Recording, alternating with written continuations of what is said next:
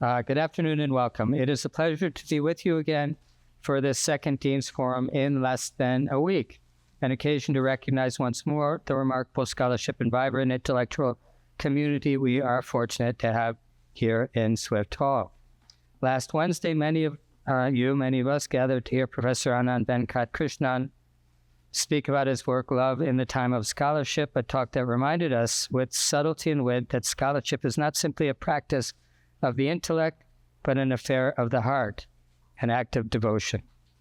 That conversation, deepened by the thoughtful response of our colleague Kirsten MacFarlane, Associate Professor of Early Modern Religious and Intellectual History, left us reflecting not only on why we do the work we do, but how we are shaped by it.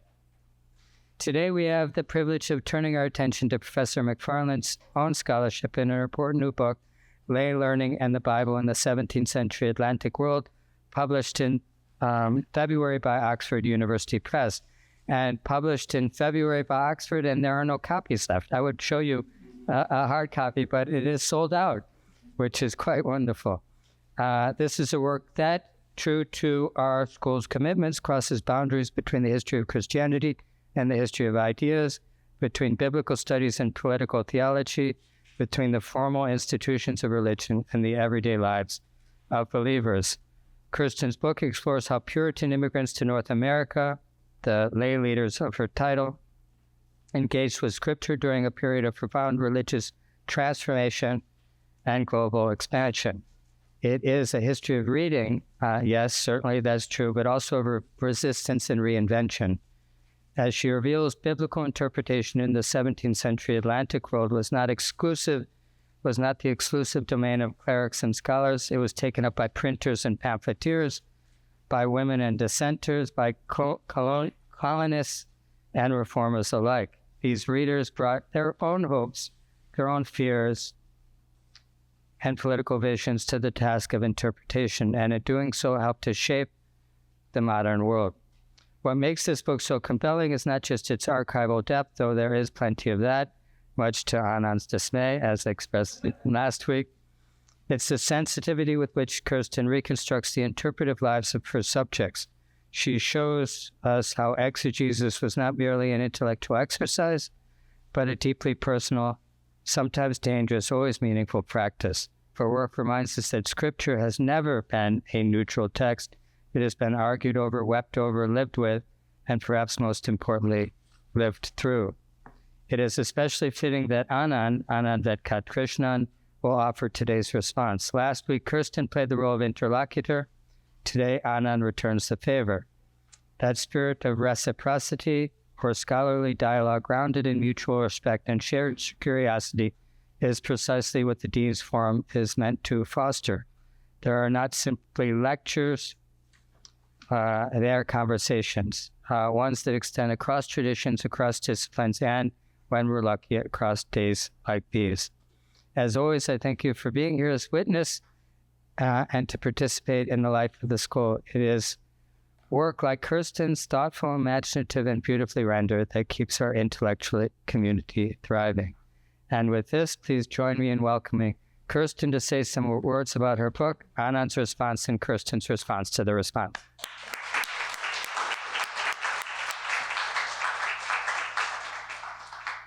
So first, I'd like to thank Dean Robinson for that introduction, and I'd also obviously like to thank Anand for giving his time to read my book, as well as for agreeing to this back-to-back Dean's Forum setup. And I'm assuming that henceforth we're going to have to coordinate our monograph publication plans to ensure the continuation of this tradition into perpetuity. So I look forward to that commitment from you, Anand. I think that the best way to introduce my book might be to talk briefly about its origins. Because on the surface of things, my second book arose quite naturally from my first book. My first book was on the controversial 16th century Hebraist Hugh Broughton. He's most famous, perhaps, for writing the first, and indeed only, contemporary response to the King James Bible, which he hated so much that he said he'd rather be torn apart by wild horses than have such a rubbish translation read in churches. However, In the process of researching him, I discovered that a rather large and exciting cult of followers dedicated to his teachings had arisen after his death, and that, moreover, there was an astonishing abundance of evidence testifying to this community's lives and beliefs. At first, I thought that this would be great material for a coda to end the book, before I realized that, in fact, the story of these followers was quite separate from the man who inspired them, not to mention too complex and too abundant to cram into a chapter. So instead, I made them into their own book. But on another level, this book arose from a deeper dissatisfaction that I have with the state of historical scholarship on early modern European Christianity. There has, within the past few decades, been an enormous turn towards the cultural study of religion in the Anglophone world. The tendency here has been to study faith as a cultural phenomenon shaping the lives of ordinary lay believers, examining how it changed their attitudes to gender, landscape, material culture, death, body language, and so on. This has, on the one hand, been an enormously fruitful approach. It's been largely responsible for keeping Reformation studies alive at a time when the methods that used to form its primary constituents, church history, ecclesiastical history, historical theology, have nearly entirely died out, at least in history departments. But I also have found that there is a certain condescension that haunts cultural historical studies of the early modern laity. Many such histories explicitly rule out the study of some of the more challenging and difficult aspects of early modern religion, the more abstruse theology, the more polyglot philology, on the grounds that such work was quite simply beyond both the capacity and interest of ordinary lay believers. At its best, this takes place as an unspoken supposition that people with jobs to work, stores to staff, and domestic duties to fulfill simply didn't have the time to get to grips with the complexities of contemporary scholarship and theology. But at its worst, this takes place as a more insidious assumption that if we, modern academics with degrees and accolades and all the benefits of higher education, struggle with the intricacies of soteriology, or the densities of Hebrew, Greek, and Latin, then surely early modern believers with barely more than a schoolboy's education, if that, must have found it nigh on impossible to even understand half of what was going on. This struck me and still strikes me today as both presumptuous and patronizing. It underestimates the deep and urgent motives which early modern believers across the socio-economic spectrum had to engage with such issues which, after all, they were repeatedly told were essential to their salvation and eternal life after death. But more than this, it seems to me also to underestimate early modern people themselves. We know that the academic elite of today have no monopoly on intellectual ambition and ability. Why should the same not apply to pre-modernity? As such, when I first came across this community, they appealed to me not merely as a natural second project, but also because I felt they provided the perfect counterexample to the assumptions I saw plaguing many studies within early modern cultural histories of Christianity.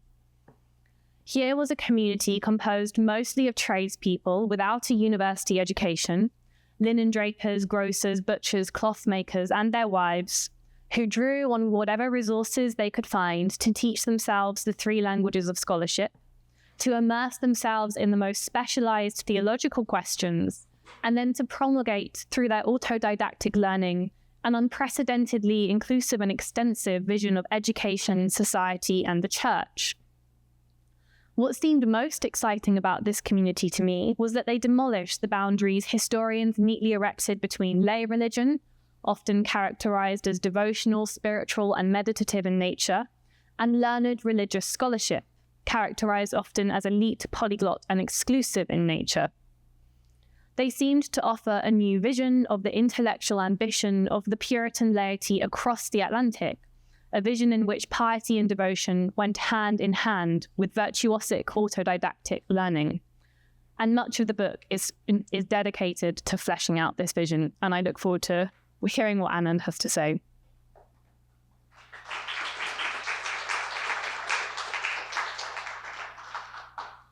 When I was in graduate school, I was trained to think of myself as an early modernist, someone who tracked the new developments in intellectual cultures alongside the large-scale social and political transformations taking place around the world, newly connected through imperial networks, mercantile ventures, and liquid economies. I assumed that this global sensibility belonged to all early modernists, not just South Asianists, who had the added baggage of responding to the epistemic ruptures inaugurated by colonial modernity. After arriving in Oxford for a postdoctoral fellowship, I quickly learned that this was not the case. Despite boasting an entire seminar devoted to early modern intellectual history, not a single paper in that seminar in the 2 years that I was there dealt with a topic outside of Europe. Nor did anyone seem especially curious about learning something from or about the Ottomans or the Safavids or the Mughals or the Ming, as though blissfully unaware of the cottage industry devoted to global early modern studies in their own university. So John Paul Gabriel, for example, was a faculty at my college. As I fumed while sitting under a portrait of Isaiah Berlin, looking down dourly at me, the Scorpio in me was convinced that Oxford was a trash place for trash people. Happily, this picture was transformed when I met Kirsten MacFarlane. Her erudition was obvious from the moment she began speaking about her research, but it is her curiosity that made a book like this possible. And Jim began today with curiosity. Not content with work on the classic representatives of early modern political theory, Locke, Hobbes, Spinoza, or the recent darlings of the Republic of Letters, Scaliger, Boyle, Casaubon, Kirsten chose to focus on a relative outsider, the Elizabethan Hebraist and theologian Hugh Broughton. Her first book on Broughton provided an important corrective to teleological versions of the history of scholarship, namely, the notion that biblical exegesis accidentally undermined itself, becoming foundational to secular philology, and then yada, yada, yada, enlightenment. The example of Broughton shows not only that the Bible was the most important site of early modern English intellectual life, as scholarship by Tony Grafton and others has established, but also that it led in many directions besides the secular. Broughton's highly idiosyncratic version of biblical chronology and textual criticism, not to mention the cultish reverence he inspired, endeared him to a community of lay Puritan readers, first in England, then in New England. The present book is the story of this transatlantic, godly community, comprised of the emergent middling classes, as Kirsten mentioned, grocers, drapers, skinners, dyers, and their wives. Mostly tradespeople without a formal university education, these men and women taught themselves not only the classical languages necessary for biblical study, Latin, Greek, and Hebrew, but also immersed themselves in the technical controversies previously considered inaccessible to all but a scholarly elite. I'll get into the experience of reading this book a little bit later, but I want to pause to make the kind of irresponsible comparison that has become my calling card and say how much this description reminded me of my own family and community, a pious middle class dedicated to lay learning. My parents never studied Sanskrit formally, but they can tell you a fair bit about the Jahad Ajahad Lakshana, a complicated hermeneutical maneuver in classical Vedanta. Like the non-divines in this book, they did not consider academic activity of this sort to be antithetical to devotional piety. On the contrary, the one nourished the other. Kirsten locates her book's intervention in 3 scholarly fields. First, the study of biblical criticism. Second, the study of elite religion in colonial America. And third, the study of vernacular godly culture and its practices of religious reading. The last of these has generally entailed a social historical approach, operating on the assumption that relatively ordinary Puritan believers were more concerned with collective readings of devotional texts within the home than with the minutiae of biblical scholarship. As such, to carry out an intellectual history would be a contradiction in terms, for there were no ideas to speak of. Kirsten, however, builds on the promise of the field of book history and weaves together social, cultural, and intellectual history to unearth a history of reading practices beyond those of social elites. Kirsten combines her meticulous archival research into parish records, documents of apprenticeship, wills, family and kin networks, material objects, woodcuts, paintings, letters, manuscripts, and marginalia. In other words, all those forms of evidence of which I, as a lowly Sanskritist and inordinately jealous, she combines this archival research with a fine-grained study of theological discourses, polemical treatises, and biblical scholarship. What emerges is, as Kirsten proposes, a social history of culture, specifically the culture of a remarkable transatlantic community of lay readers whose fortunes waxed with the emigration to colonial New England, but who maintained and deepened their devotion to amateur scholarship. The book begins with the London Bratonians, who worked assiduously to track down their master's writings and evidence of his life. They even went beyond collecting and annotating his sermons to actively engaging in biblical criticism. However, this community fizzled out under the pressures of oppressive state invigilation, which we don't know anything about. In New England, autodidactic and scholarly activities continued, but the communal dimension faded away. Subsequent chapters focus on prominent colonial individuals like Edward Holyoke and William Pynchon, whose personal papers appear amply in American archival records. These chapters shift from the book historical approach, which allowed Kirsten to reconstruct the social networks of lay devotees, to a close reading of Holyoke and Pynchon's perspectives on historical and theological questions in biblical studies. Their often arcane and philological reflections on subjects like the nature of ancient synagogues, Christ's suffering, and man's redemption resulted in great controversy among New England magistrates who accused Pynchon of heresy.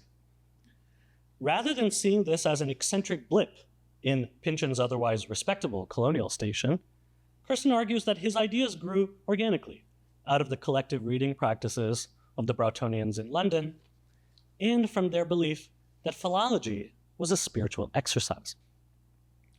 Upon his exile, the movement ended, but not before resurfacing in the writings of the Cambridge rabbinical scholar John Lightfoot in the mid-17th century.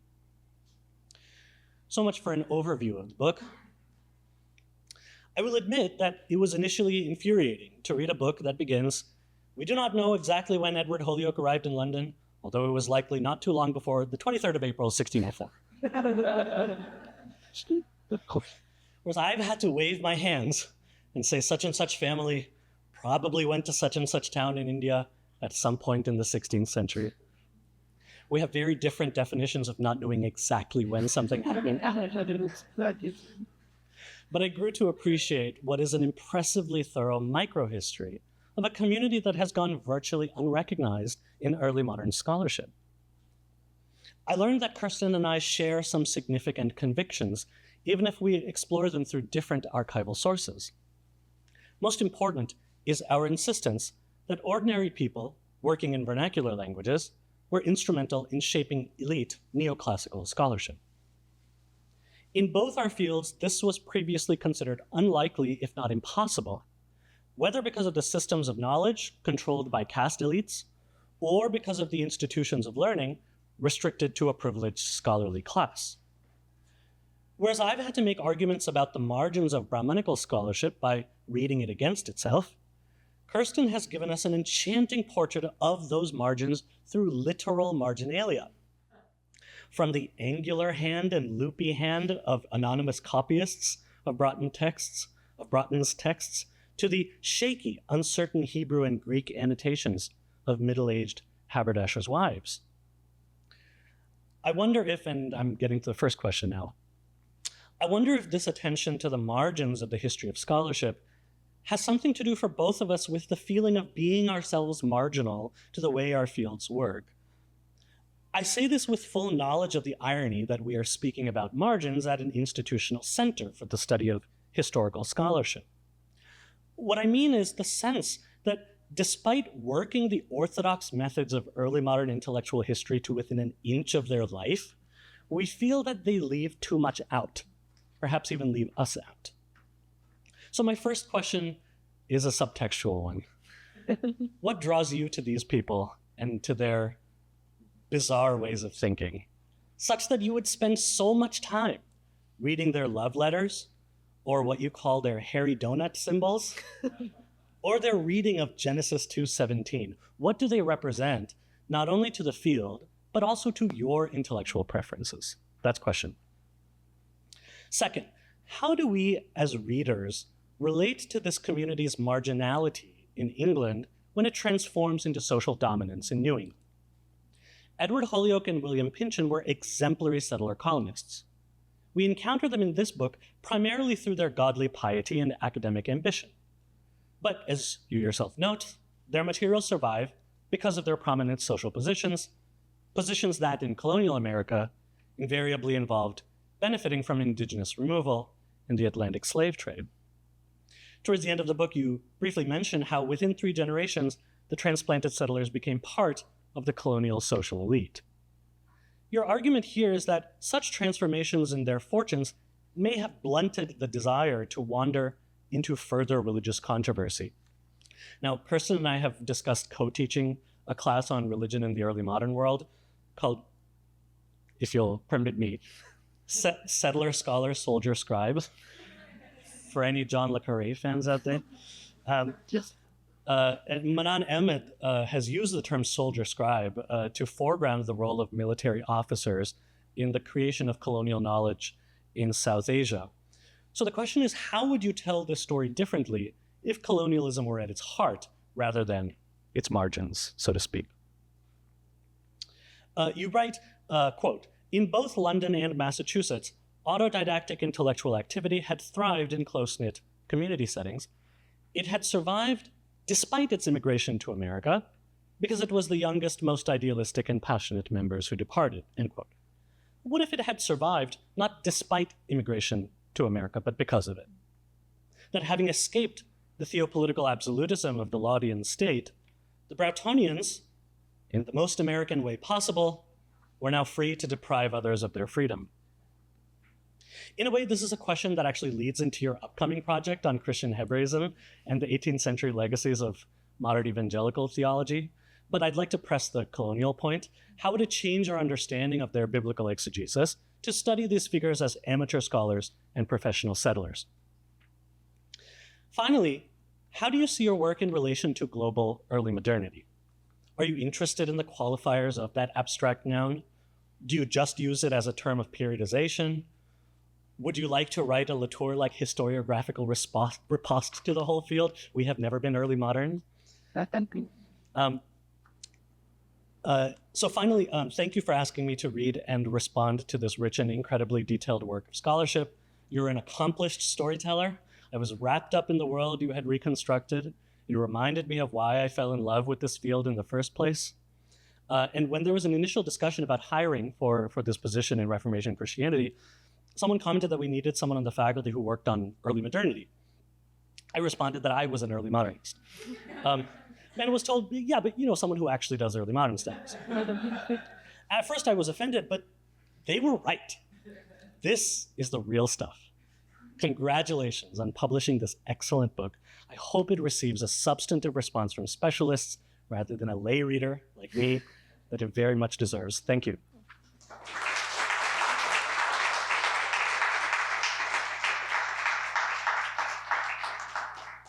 So thank you so much, Anand, for such a rich and sympathetic reading of my book, as well as for your questions, which actually give me a really nice opportunity to respond almost a kind of bit more speculatively than I feel able to in the book, given that I am slightly too wedded to disciplinary norms and conventions. And I'll structure this by going through your kind of 3 questions point by point. To begin with your first one, what draws you to these people? What do they represent, not just to the field, but to intellectual presence? Why do you spend so much time on them, despite the fact that that much of that time is not necessarily always enjoyable? I would say in the case of Broughton, that was a straightforward question. It was because his marginality was artificial. He was marginal only because of the assumptions that modern historians had made about what early modernity looked like. And so he was quite simply a kind of useful case study to puncture some of the pretensions of that historiography, which by and large had kind of lofty ambitions to be a sort of transcendental history of the greatest minds ever to have lived. But in the case of the Broughtonians, I think the marginality interest is actually slightly different. And I think it's interesting precisely because of your second question, because they provide such a fascinating study of what happens when marginality becomes central or when marginality gains power. Because thinking kind of in response to your comments, one of the things that I think is so important to understand, not just the Broughtonians, but also the broader kind of experience of Puritan immigration that they are part of, is that when they're in England, they do experience genuine persecution, genuine kind of marginalization, genuine oppression. So one of my kind of early arguments is that an incident that prompts the Broughtonians to immigrate to New England, despite the fact that there's actually a moment when it looks like they might be doing quite well in England, is a kind of public humiliation of some of the priests at their local church, in which their priests publicly have their ears cropped and their foreheads branded with SL, seditious libeller, for preaching on verboten theological topics.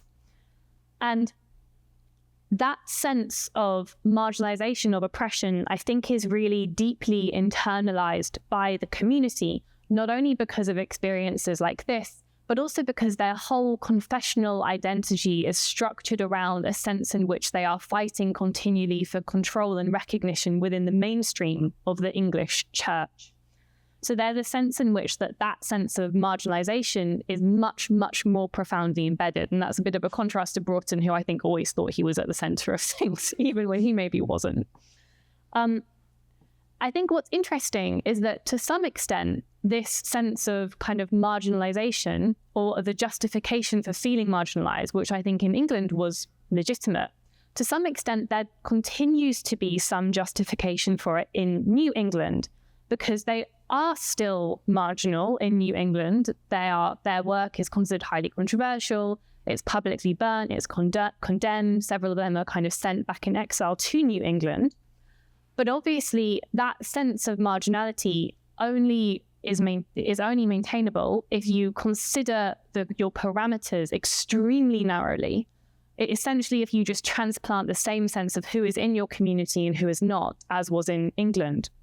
Because if you take a broader perspective, from extremely soon after they arrive in New England, they become just astonishingly powerful because they become astonishingly wealthy. And that's one of the things that I kind of try to explain throughout the book, is that their sort of intellectual labors are enabled by a life trajectory of increasing material wealth. And to give you a sense of what that material wealth looks like, in England, they're in the level of the middling sort who has to work on a kind of day-to-day basis to make a living. They do have to sell stuff, so on and so forth.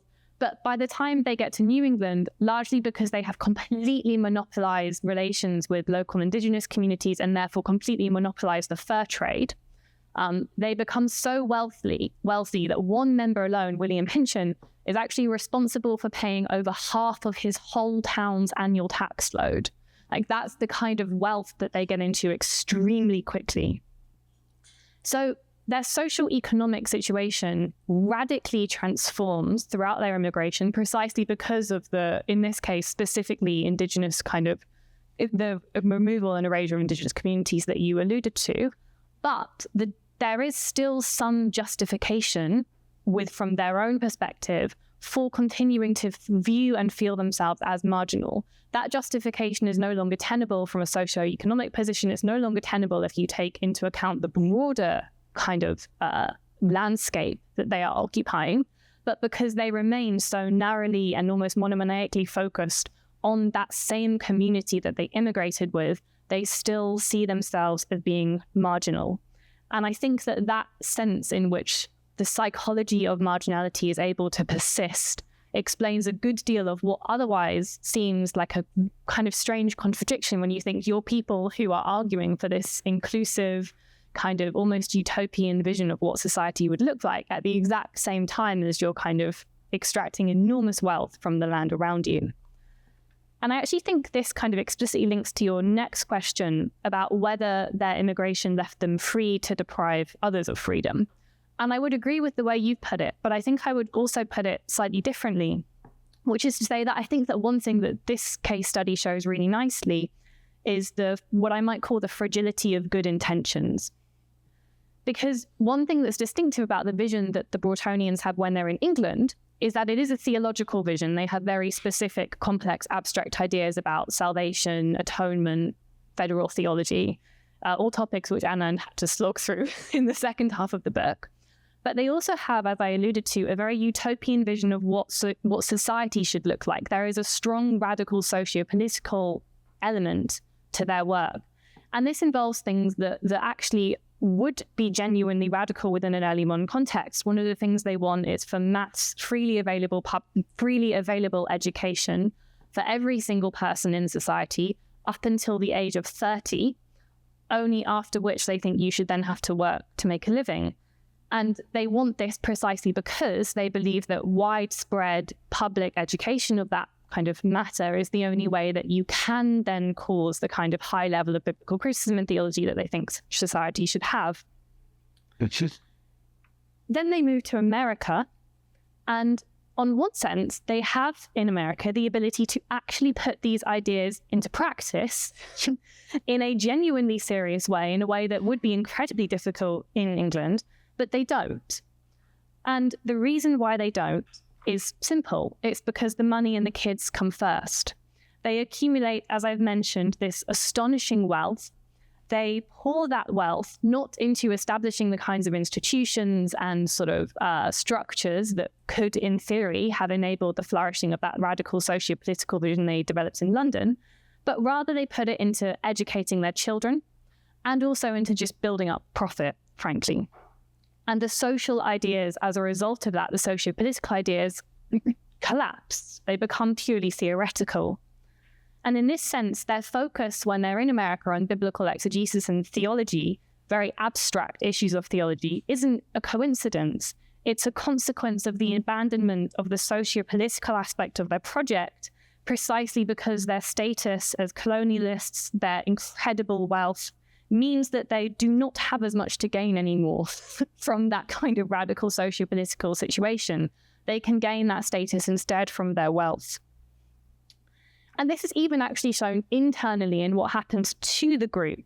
So one thing I kind of mentioned in the group is that when they're in London, they have a remarkably collaborative, non-hierarchical way of sharing knowledge. There is evidence, as Anand mentioned, for women participating in this group, even for kind of young children. But yet, as you move throughout time, and as particularly they move to New England, that collaborative evidence and that evidence for female participation dries up. And instead, you get one or two very prominent individuals, Ella Holyoke and William Pynchon, who dominate the community, and the community seems to come about then. As I mentioned in the book, I'm kind of careful and I say, well, maybe this is just a problem of evidence. Maybe we just don't have the sort of archival evidence for New England and maybe just for London. But my kind of instinct was that this wasn't a coincidence, that the falling off of a genuinely collaborative group structure, the falling off of an internal inclusivity within the group is linked to that kind of process of wealth accumulation and the possibility of using that wealth to elevate the family's status. And indeed, as Anand mentioned, I think it's actually within 2 generations, not even 3, they are just your average colonial elite American family. And these are the kind of ideals that propagated them and that propelled them have completely disappeared. So in that respect, one thing that sort of interests me about them is that if you look at them, if you take a step back and if you try and center the kind of colonial aspect as you invited me to consider, they provide a really remarkable case study for the difficulty of enacting serious social change and the ease with which the ideals that can create social change can be snuffed out, not by others, but by those who are asking for change themselves. In that respect, they kind of represent a sort of disappointment for me, they represent, when I talk about them at the end of the book, there's a kind of tone of disappointment that I have for the lost opportunity that their earlier iterations represented. Finally, to your third question, you kindly gave me the opportunity to talk about my next book project on Christian Hebraism in 18th century America, which, as Anand kindly mentioned, is going to be exploring more of these kind of themes in a more general way, especially the question of what happens when you import a form of scholarship and an intellectual worldview. In this case, the theological-philological project known as Early Modern European Christian Hebraism, in which studies of Judaism and the ancient Jewish world were kind of appropriated and used purely to further Christian theological ends.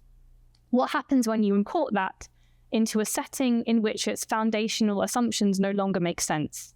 What work has to be done to maintain, sometimes forcibly, that old paradigm? So in many respects, kind of that aspect of the course that we were discussing teaching is going to be more thoroughly explored in my next book. But I feel I should probably end with your invitation to talk about Latour. Obviously, I would agree with his sort of the title of his book, that we have never been modern. Would I want to push this to say that we have never been early modern? It's true that compared to others, I see less drastic change in the period from early modernity to modernity. But perhaps, given kind of what I've just said about lost opportunities and the kind of collapse of ideals and the way in which early modernity as a period can have these remarkable kind of moments of opportunity or of the envisioning of different modernities to the ones we have today, maybe the best answer to your final question is instead to say, yes, we were never early modern, but perhaps we could have been. Thank you. Yeah, so thank you very much for that question. And I do like talking about how I came across it, partly because I think it provides a good example of sort of, or I hope it provides sort of hope for graduate students who are looking for second projects.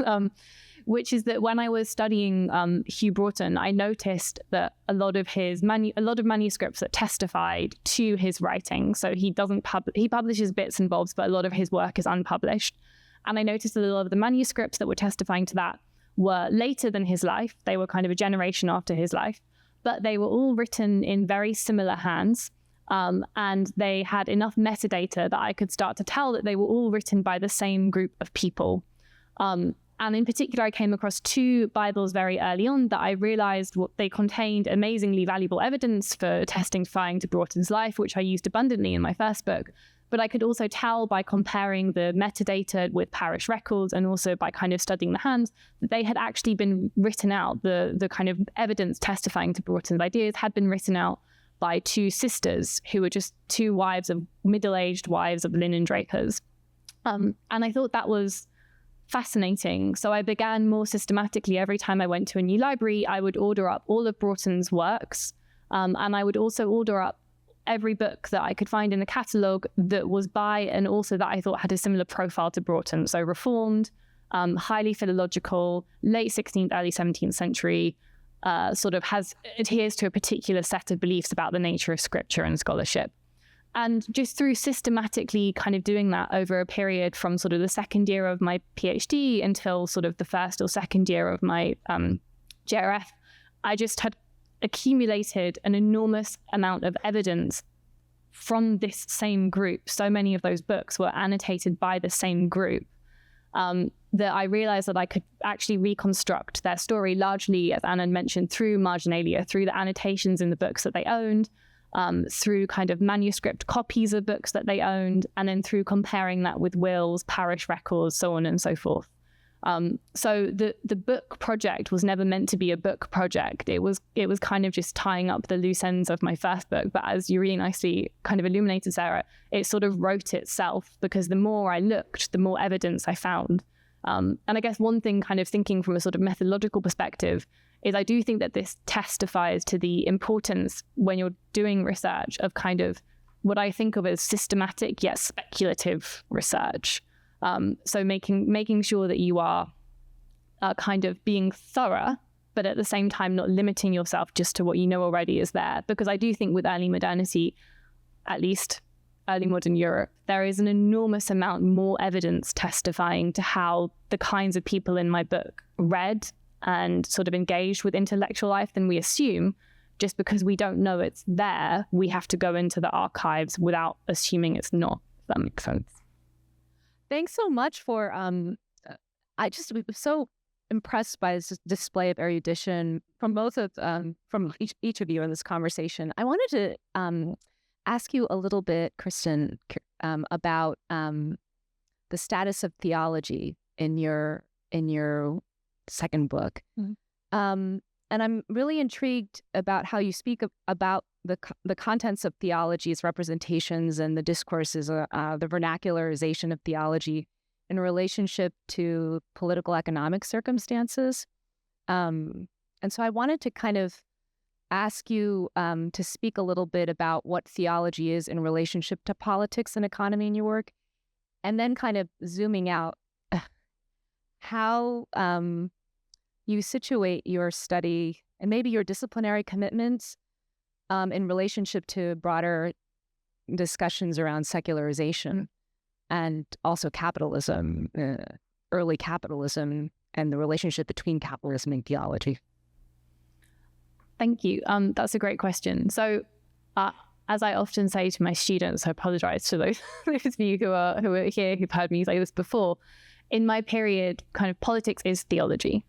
There is very little meaningful distinction between theology and politics, and the distinction that is present in the secondary literature, I think, largely arises from the very secular orientation of early modern political thought. However, that having been said, there is, I think, a prestige hierarchy in the period between political theology and then kind of constructive theology, systematic theology, whatever you want to call it. And the constructive, systematic, abstract, speculative theology is more prestigious.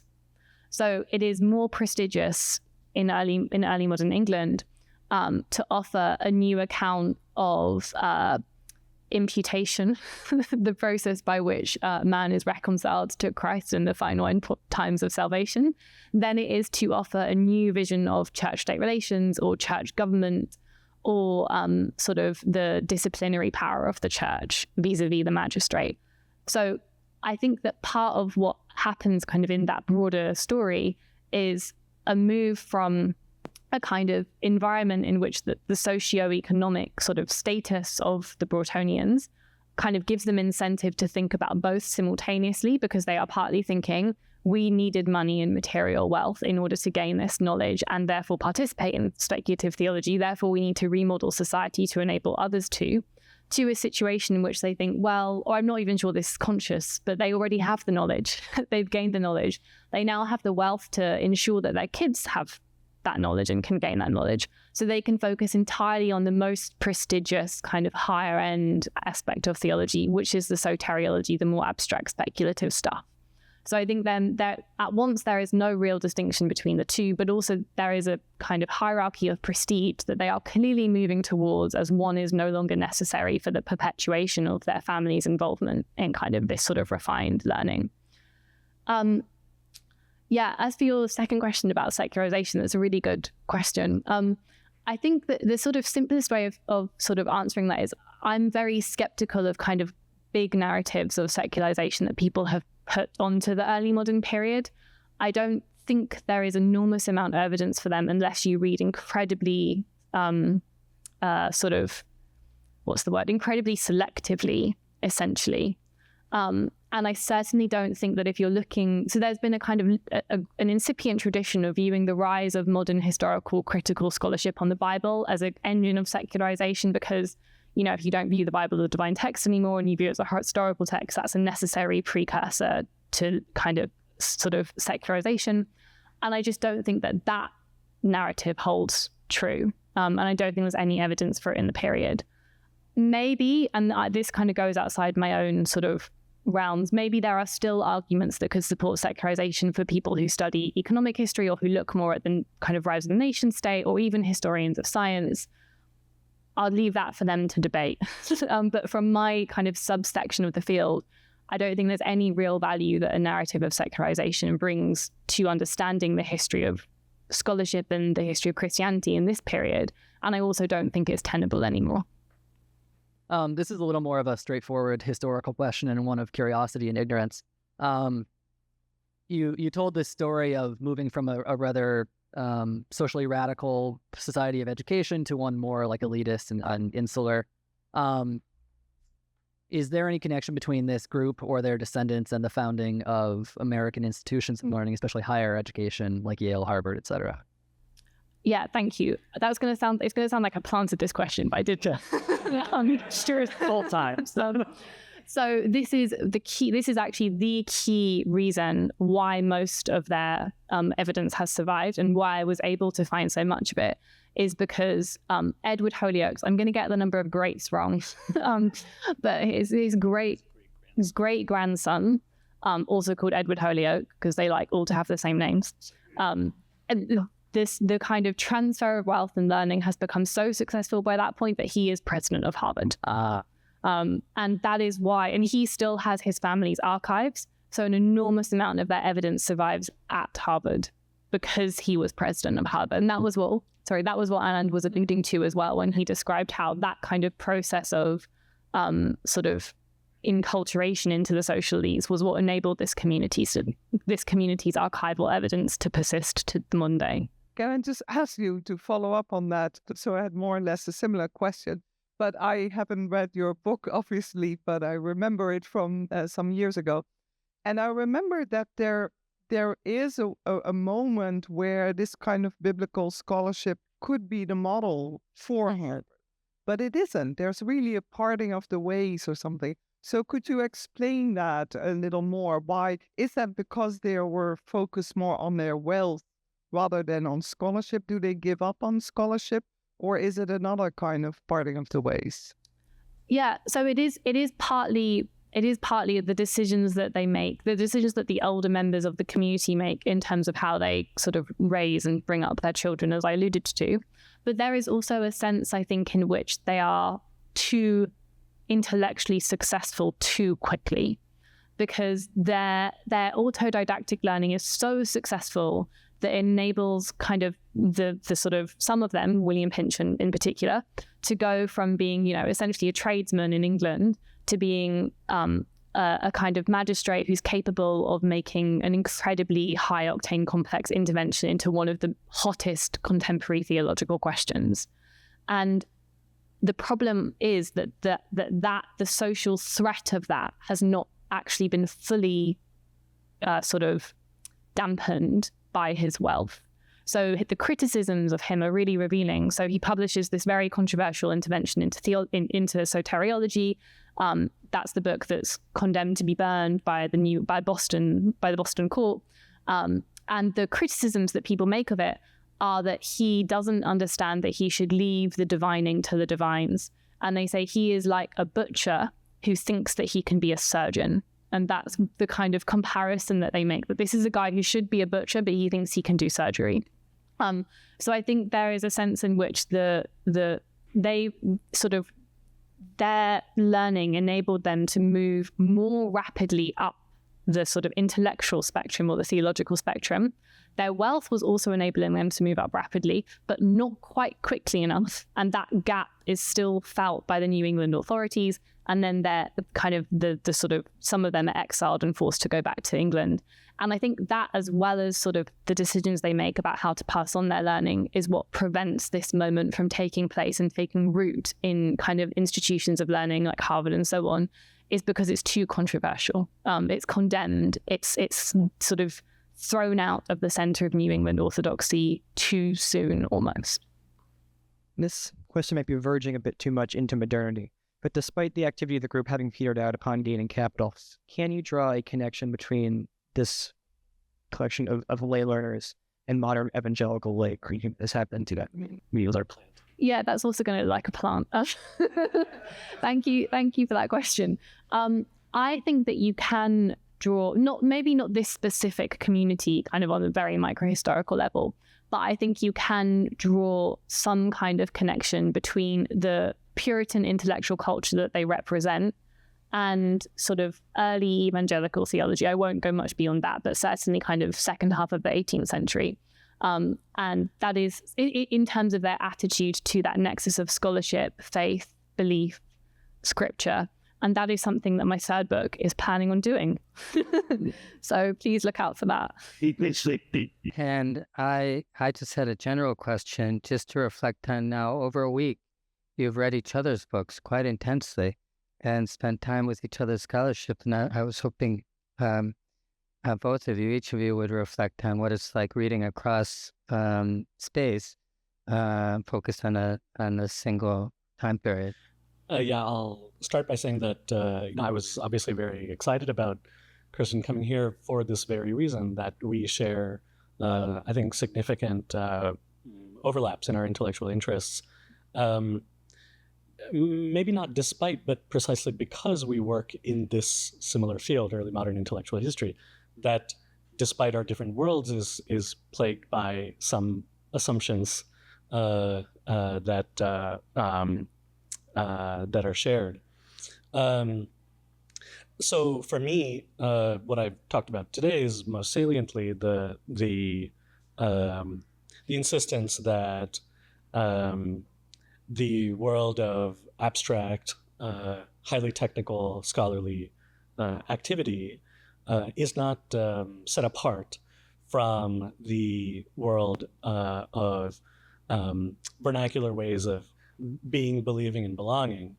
And that's something I approach through these, funky methodological concepts like subtextual reading that are really just ways to have fun, because the majority of the book is highly empiricist in its rendering. But I think that Kirsten approaches a kind of similar question by being able to actually show, that, hey, these people existed, and I know when they were born and died, and so forth. So that's one, I think, feature across our works that we share. But the second that came up today from Sarah Hammerschlag's question was, and I heard this in your response, was a certain, when you are dealing with your archive, first of all, it's not yours. It is. And sometimes you might piece it together from ephemera that previously did not exist, but it only exists insofar as you are engaging with it in a certain way, and to expand that eye, as if to kind of if you're taking a photo with your iPhone and then kind of expand it to get the background, that's the kind of attention that we would like to encourage for early modern archival research, to allow yourself perhaps even to be led astray by the voices that you hear in the archival record. So that material dimension has come up today, and I wanted to kind of reflect on how we align in that respect too. Yeah, I would agree with that. And I would also add to say, from the perspective of early modern Europeanists, I think Anand's response actually alluded to this, that if you work on other fields, South Asian intellectual history, or actually even something like kind of early modern Russian history, you are aware of, and because of the history of the field itself, forced to engage with works of European scholarship. But I think one of the kind of insular features of those of us who work on early modern Europe is that we don't tend to engage or read as much outside the boundaries of our own field. There's a kind of contentment with, knowing who sort of Quentin Skinner, Tony Grafton are, and feeling like we don't have to look outwards in the way that if you work on other geographies, you feel some pressure to. So I think one thing that this has kind of sort of shown me, which I hope I knew, but it is a more kind of concrete realization, is that kind of looking outwards and never being satisfied with the boundaries that your own discipline draws for you is critically important to the continued innovation and creativity of your own field. And if your field feels like it's becoming stale, maybe that's because you've stopped looking outwards like that. And I think that if you're an early modern Europeanist, that is always a risk.